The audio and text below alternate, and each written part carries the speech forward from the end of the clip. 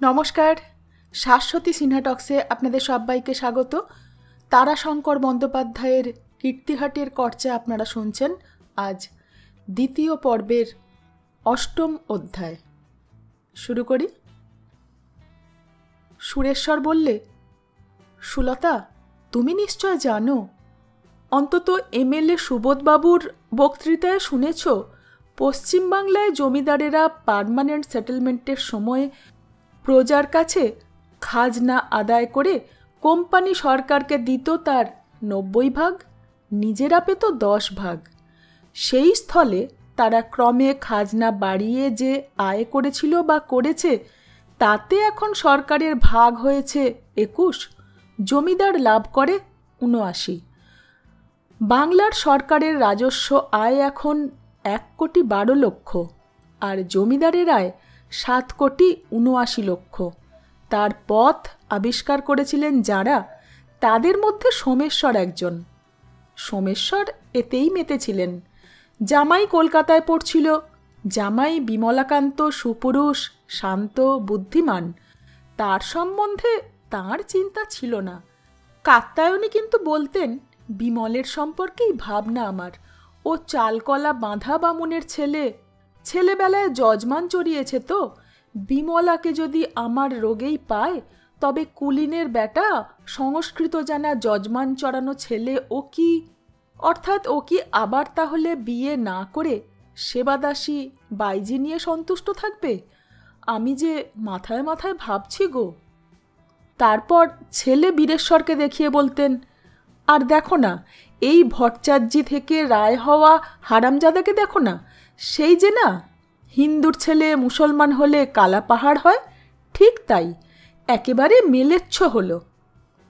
৯ বছরের বীরেশ্বরের সঙ্গে রবিনসন সাহেবের ছেলে জনি, জন রবিনসনের খুব ভাব হয়েছে।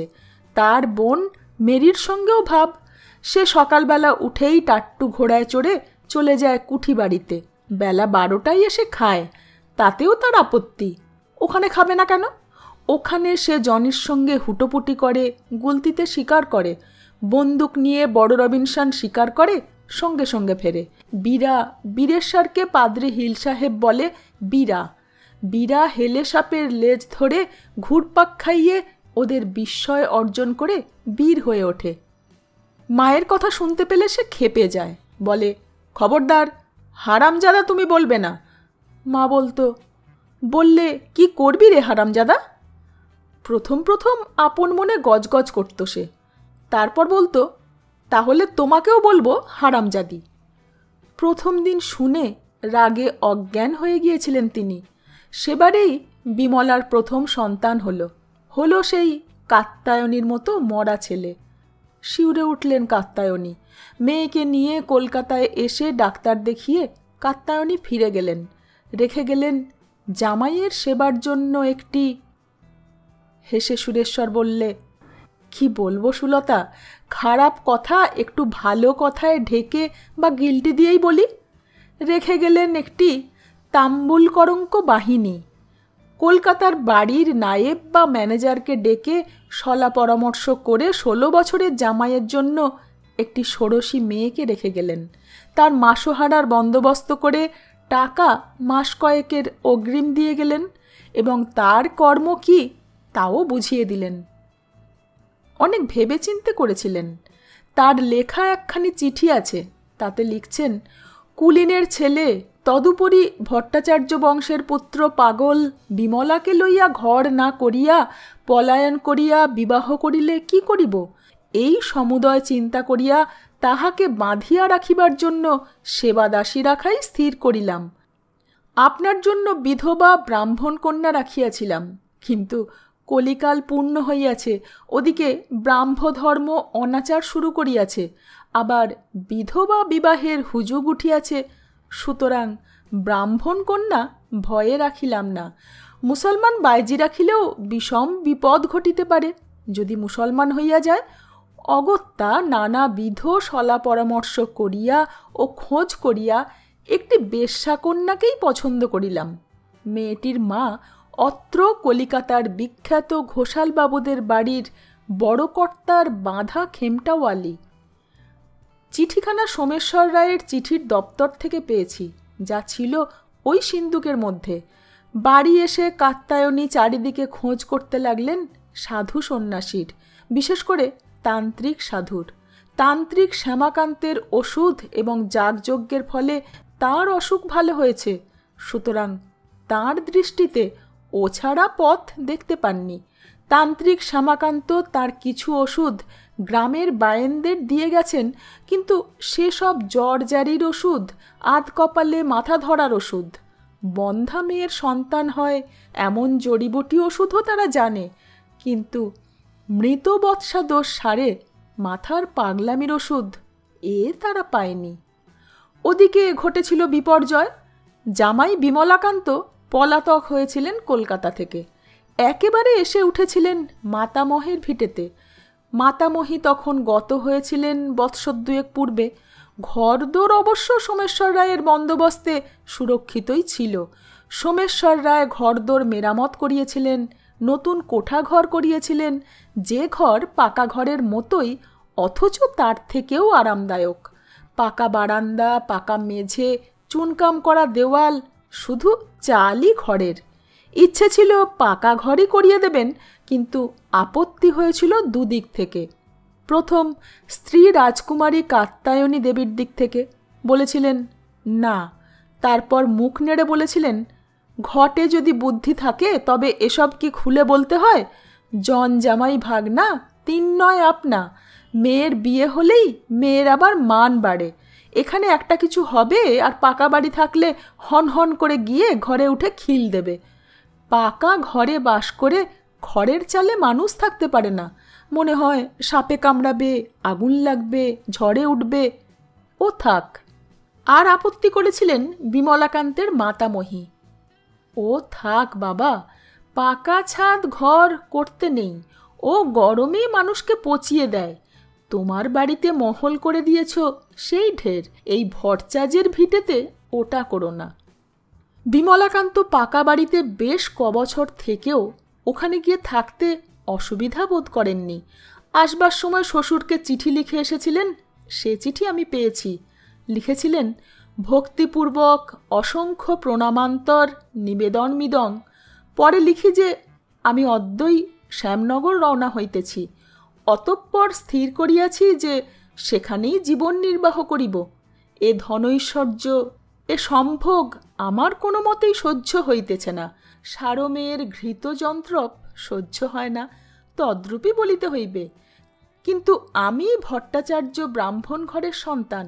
আমার পিতা সাধক ছিলেন, মাতামহ ক্রিয়াবান শাস্ত্রজ্ঞ ব্যক্তি ছিলেন। আমি বাল্যকালে ভক্তিমতী ভট্টাচার্য গৃহিণী মাতামহীর নিকট যে সকল শিক্ষালাভ করিয়াছি, তাহা বিস্মৃত হইতে পারিতেছি না। উপনয়নের পর আমিও স্বহস্তে নারায়ণশিলার সেবা করিয়াছি। ইহার পর এবংবিধ রাজৈশ্বর্য, বাদশাহী, ম্লেচ্ছসুলভ ভোগ আমার জন্য নহে। বাল্যকালে কোনো কদাচার হইলে মাতামহী বলিতেন, কদাচার করিলে ব্যাধিগ্রস্ত হয়, কুষ্ঠরোগ হয়। তাহা আমার পক্ষে বিভীষিকার সৃষ্টি করিয়াছে। যাহাই হউক, অতঃপর গৃহে থাকিয়া শাস্ত্রচর্চা ও কুলকর্ম করিয়াই কাল কাটাইব। পূজ্যপাদ মহাশয় আমার কোনো অভাবও রাখেন নাই।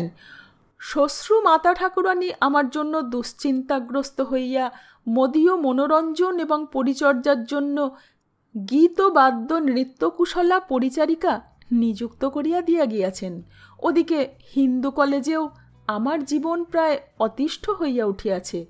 মহাশয়ের ইহা অগোচর নহে যে তত্রস্থ ছাত্রবৃন্দের মধ্যে পরলোকগত ডিরোজিও সাহেবের মতাবলম্বী ধর্মবিশ্বাসহীন অনেক ছাত্র আছে। তাহারা মদ্যপান করে, গো মাংস ভক্ষণ করে, তাহারা আমার মতামতের জন্য ব্যঙ্গ করে। অনেক সময় আমার পিরানের পকেটে উচ্ছিষ্ট হাড় ভরিয়া দেয়, জোরপূর্বক মদ্যপান করাইবার জন্য টানাটানি করে। আমি তাহাদের সহিত কলহে অপারগ। তাহার উপর এই পরিচারিকা নিয়োগকরণের জন্য আমি সব অন্ধকার নিরীক্ষণ করিতেছি। ধর্ম চরিত্র গেলে আর কি থাকে মনুষ্যের? সুতরাং আমি শ্যামনগর রওনা হইতেছি। শ্বশ্রু মাতাকে চিন্তা করিতে নিষেধ করিবেন, চিন্তার কোনো কারণ নাই।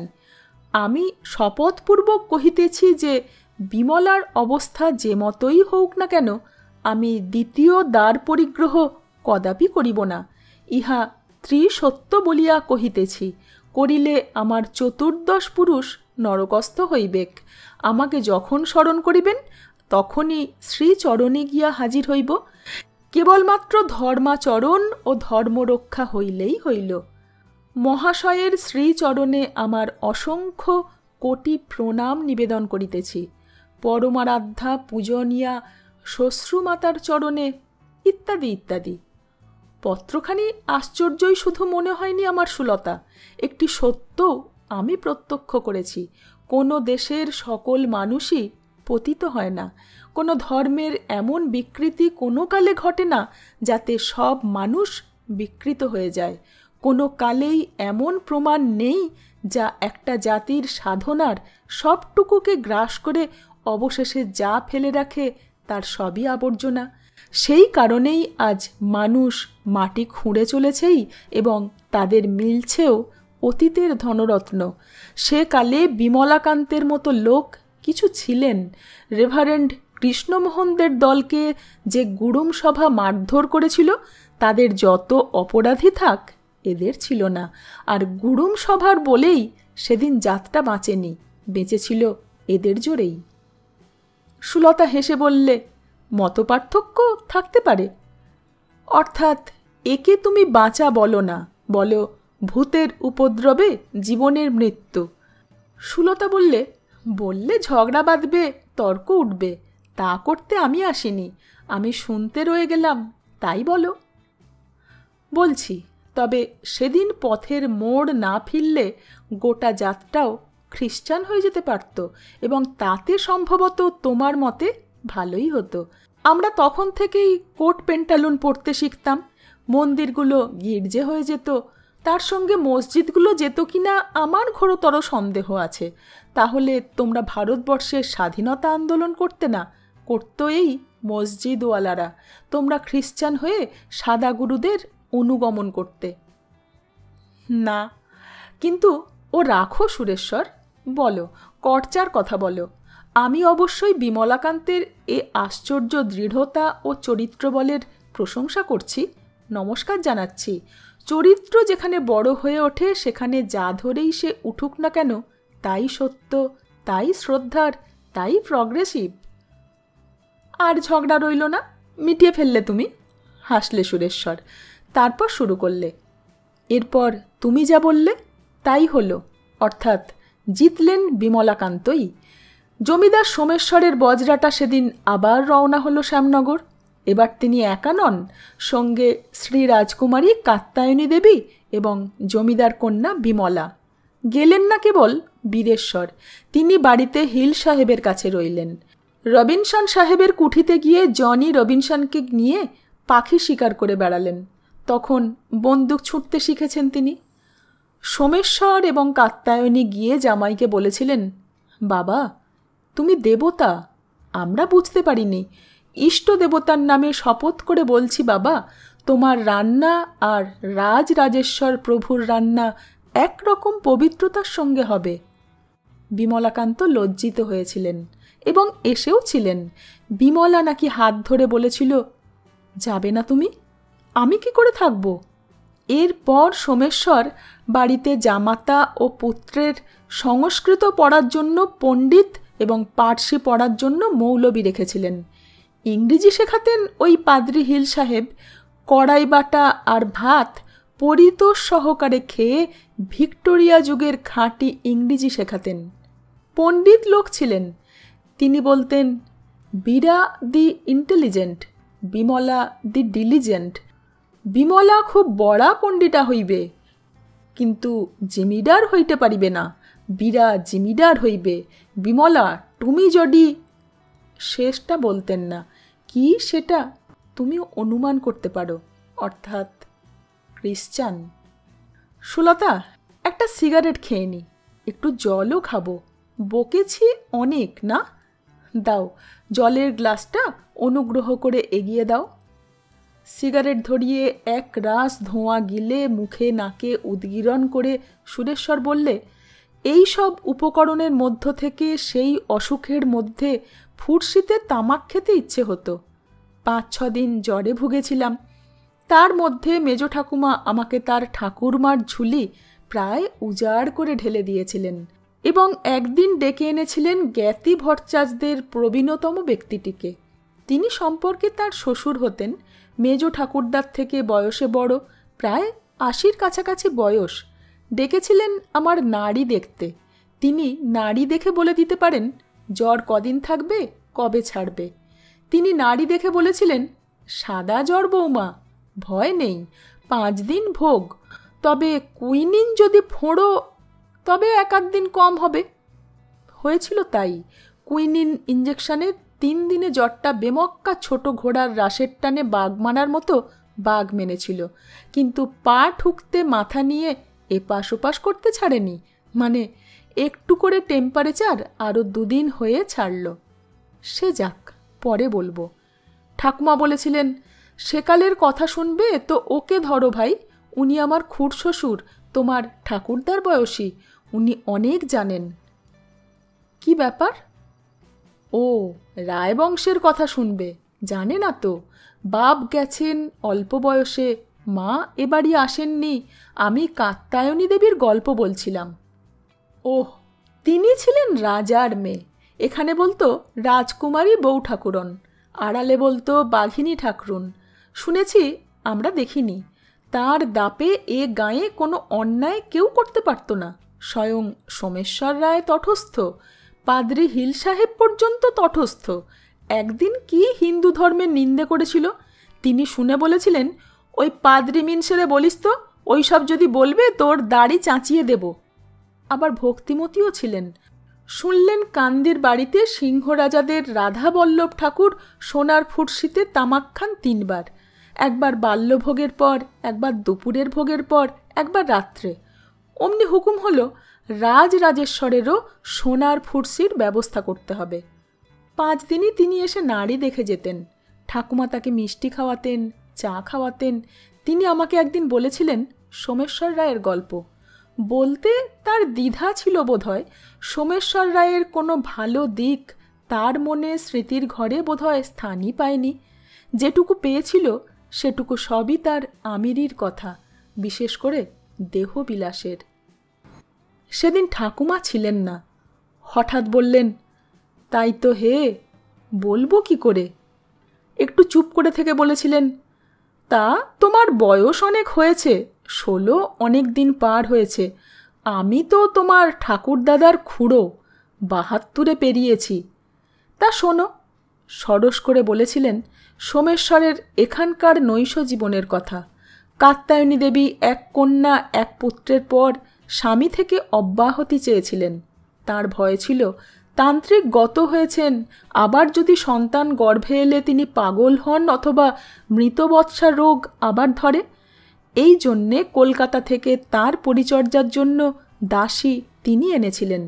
কিন্তু সোমেশ্বর তাতেও তৃপ্ত হতেন না। রাত্রিকালে বজরায় তার আসর বসত ব্রাত্য মেয়েদের নিয়ে, কিন্তু জামাই বিমলাকান্ত আসতেই তাতে ছেদ টানতে হলো। বৃদ্ধ হেসে বলেছিলেন, ভাই, সে আসর যেমন তেমন আসর নয়, স্বর্গের দেবালয়ের আসরের মতো আসর। সোমরসে বিভোর হয়ে সোমেশ্বর বসতেন চন্দ্রের মতো, আর ব্রাত্য মেয়েরা তাকে ঘিরে বসত নক্ষত্রের মতো। শুনেছি। কানে কানে বলেছিলেন, সে নাকি উলঙ্গের আসর, বাইরে বন্দুকধারী সিপাহী পাহারা দিত, বজরার কামরার দরজা আগলে থাকত তারাচরণ হাড়ি। সে ছিল একটি ব্যাঘ্র বিশেষ। সুলতা, হয়তো বুড়োর নিজের মনেও এ নেশার ঘোর কাটেনি। সেই নেশার ঘোরেই দন্তহীন মুখে গল্প করেছিলেন। বলা শেষ করেও হাসি মিলায়নি তার। বৃদ্ধের জিভখানা ফোকলা মুখের মধ্যে থরথর করে কাঁপছিল। বলবো কি তোমাকে, তার ছোঁয়াতে আমার জ্বর জ্বর জ্বর দেহে মনেও একটা নেশা লেগেছিল। সেই সময় তোমাকে একখানা পত্র লিখেছিলাম। তাতে জ্বরের কথা লিখিনি, লিখেছিলাম এখানকার গোয়ানপাড়ার মেয়েদের কথা। তাতে খুব রসিকতা এবং উল্লাস ছিল, যেটা আমার নেশা লাগার সত্যকে গোপন করবার জন্যেই বোধহয় লিখেছিলাম। গোয়ানদের মেয়েগুলো কাঁসাইয়ের ধারে এসে দাঁড়িয়ে থাকত। ওই বাবু সাহেবের নোকর এ রঘু মহারাজ। রঘু যেত না, যেতেন মেজ ঠাকুমা। বলতেন, কি লা বজ্জাত ছুরিরা? বাবু কেমন আছে গো মাজলা বিবিরানি? মরণ। ফের যদি বিবি বলবি তো ডিকুকে বলবো চুলের ঝুঁটি ধরে কিল মারবে পিঠে। বিবি কিলা, মা বলতে পারিস না? ওরা হাসত, খিলখিল করে হাসত। মেজ ঠাকুমা বলতেন, বল না পোড়ার মুখিরা, কি বলছিস?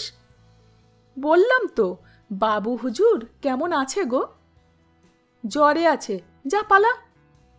কোনো দিন আমি নিজেই যেতাম। ওরা যে কত আহা উহু করত সে কি বলবো। হায় হামারা নাসিব, বাবুর কাছে বোখার হলো গো। হামার কেনে হলো না গো? আহ বাবু, তোমার চাঁদের পাড়া মুখ শুকায়ে গেল গো। রোজি বেচারির নিদ নাই গো। সঙ্গে সঙ্গে দলটাকে দলটা হেসে উঠত। আমার অসুস্থ দেহের উত্তপ্ত রক্ত আবার উত্তপ্ত হতো। মনে হতো রায়বংশের ধারাটা যেন এই রক্ত সমুদ্রের ঈশান কোণে ঝড়ের মতো উঁকি দিচ্ছে। 7 দিনের দিন 6 দিন উপবাস করে যেদিন পথ্য করলাম, সেদিন মেজ ঠাকুমা কাত্যায়নীর মৃত্যু পর্যন্ত এসে পৌঁছেছিলেন। তবে মৃত্যুর কথাটা বলি, সেটা আমার ভালো লেগেছিল। মেজ ঠাকুমা বলেছিলেন, ভাই, স্বামী পুত্র এবং জামাই রেখে কাত্যায়নী দেবী ডঙ্কা বাজিয়ে চলে গেলেন। সজ্ঞানে দেহত্যাগ যাকে বলে তাই। সামান্য 3 দিনের জ্বর। 3 দিনের দিন সকালে স্বামীকে ডেকে বললেন, ওগো, আজ আমি যাব। সে কি, কি যাতা বলছো? ঠিক বলছি, কবরেজ ভালো আছে বলে গেল, ও ধরতে পারলে না, আজ যেন কোথাও যেও না। তাই হলো ভাই। সেই রাত্রেই গেলেন। স্বামীকে ডেকে বললেন, তোমার পা দুটো আমার মাথায় ঠেকিয়ে দাও, আবার আসছে জন্মে যেন তোমাকে পাই, এই আশীর্বাদ করো। হাউ হাউ করে কেঁদেছিলেন সোমেশ্বর। কাত্যায়নী দেবী ধমক দিয়েছিলেন, দেখো দেখো, বুড়ো বয়সে ছেলে জামাই মেয়ের সামনে ঢং দেখো। চুপ করো, চুপ করো বলছি। হ্যাঁ। জামাইকে বলেছিলেন, বাবা, তুমি আমার দেবতা, বিমলাকে তোমার হাতে দিয়ে আমি নিশ্চিন্ত হয়ে যাচ্ছি। ছেলেকে বলেছিলেন, আমাকে অনেক কষ্ট দিয়েছিস, আমি হারামজাদা বললে তুই আমাকে হারামজাদি বলেছিস, যা বারণ করেছি তাই করেছিস, বুড়ো বাপকে যেন কষ্ট দিস না, বুঝলি? বীরেশ্বর ভুরু কুঁচকে বসেছিলেন। আর বিমলাকান্ত দেবতা, তার অসম্মান করিস না, তোর দিদি। বীরেশ্বর বলেছিলেন, তুমি দিদিকে যত ভালোবাসো তার থেকে আমি দিদিকে বেশি ভালোবাসি, তুমি বরং চুপ করো, এত বকলে অসুখ বাড়বে। অসুখ হয়েছে কদিন, অমনি মরব বলে একটা হই হই লাগিয়ে দিলে। তুই একটা হারামজাদা রে, একেবারে নাস্তিক। আমি বুঝতে পারছি, আজ আমি যাব। তাই তিনি গিয়েছিলেন। বীরেশ্বরেরও এ কথা বলার দোষ ছিল না, কারণ জ্বর মাত্র 3 দিনের। 3 দিনের সকালবেলা থেকে ওই শুরু করলেন, সন্ধে নাগাদ চলে গেলেন। মেজ ঠাকুমা হেসে বলেছিলেন, কাত্যায়নী বলতেন, চিঠিতেও স্বামীকে নাকি লিখেছিলেন, সতী যাওয়াকে যারা অত্যাচার বলে উঠিয়ে দিতে চাচ্ছে তারা মেলেচ্ছ, তারা জবন। স্বামীকে বলেছিলেন, তুমি যদি দরখাস্তে সই করো তবে তোমার মুখ আমি দেখব না। সতী প্রথা উঠে গেল। কোন লাট জানি উঠিয়ে দিলে। তোর মেজ ঠাকুরদা নামটা তার বলতেন। আমি নামটা বলে দিয়েছিলাম সুলতা, লর্ড বেন্টিঙ্ক। হ্যাঁ হ্যাঁ, লাট সাহেব বেন্টিঙ্ক। কাত্যায়নী গাল দিতেন বেন্টিঙ্ককে। বুড়ো আঙুল দেখিয়ে বলতেন, আইন করলি কলার পাতে লেখা রইল। কাত্যায়নী যদি বিধবা হয় তাহলে সে তোর ওই আইন মানবে না, সতী সে যাবেই। সেইটাই তার পূর্ণ হলো না। তার বদলে সিঁথিতে সিঁদুর নিয়ে ঝলমল করে চলে গেলেন। তার চন্দনধেনু শ্রাদ্ধ হয়েছিল, সে উপলক্ষে কীর্তিহাটের ব্রাহ্মণদিগে সবৎসা গাভী দান করেছিলেন। সেসব বড় গাই। মেজ ঠাকুমা বলেছিলেন, ভাগলপুরের গাই। গ্রামে বড় পাঞ্জাবি গাইকে ভাগলপুরের গাই বলতো। সধবা যে ব্রাহ্মণ শূদ্র সব শাড়ি সিঁদুর শাখা দিয়েছিলেন, প্রতিষ্ঠা করেছিলেন অতিথিশালা। সুলতা এসব জেনে যখন শুলাম রাত্রে, তখন কাত্যায়নীর মৃত্যু শ্রাদ্ধ সব কোথায় গেল? মনে জেগে রইল সোমেশ্বর রায়ের ওই নৈশ আসরের কথা। যারা সেদিন অ্যাসেম্বলিতে জমিদারের ব্যভিচারের কথা বললেন, তাদের দোষ দেব না। আমার পূর্বপুরুষদের সব কথা বাদ দিয়ে ওইটে যখন আমার মনেই সাড়া তুললে, তখন আর তাদের দোষ দেব কি করে? শেষ পর্যন্ত নিজের উপর রাগ করে বললাম, যাক, ও খাতাপত্র ঘেঁটে আর কাজ নেই। যে বিষ চাপা আছে সে চাপাই থাক, তাকে খুঁড়ে বের করে কাজ নেই। ছেদ টেনে দেওয়াই ভালো কীর্তিহাটের কর্চার, মন থেকে মুছে ফেলাই ভালো। কীর্তিহাটের কর্চার দ্বিতীয় পর্বের ৮ম অধ্যায় শেষ হলো। প্রথম খণ্ডের ৩য় পর্ব আছে, এরপর আছে ২য় খণ্ড। সঙ্গে থাকবেন। ধন্যবাদ।